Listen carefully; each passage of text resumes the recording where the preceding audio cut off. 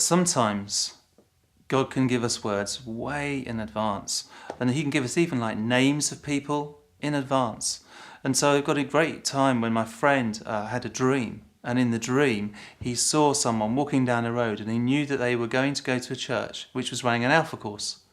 And he knew in the dream that the person's name was Shell. And then he saw them in the Alpha course. And as they were in the Alpha course, they actually started to share some of the problems. And this was all in the dream. Then he starts to pray, because when he wakes up, he writes it down in his prayer journal. And he starts to pray for this person called Shell that he knows is going to be going into an Alpha course at some point. Anyway, there's months pass by, and he finds that his church is actually doing an Alpha course. And he's there, and a few weeks into the course, he's overhears someone saying, "Oh, Shell, could you help with this?" And it turns out that that was the person that he'd been praying for. And so sometimes you get things, and it's not for an immediate thing. It might be months, it might even be years ahead.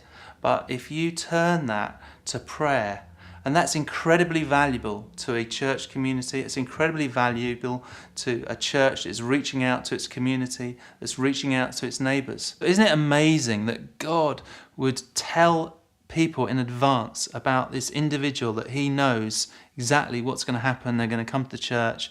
But more than that, he knew that that church was going to take responsibility to pray for that person.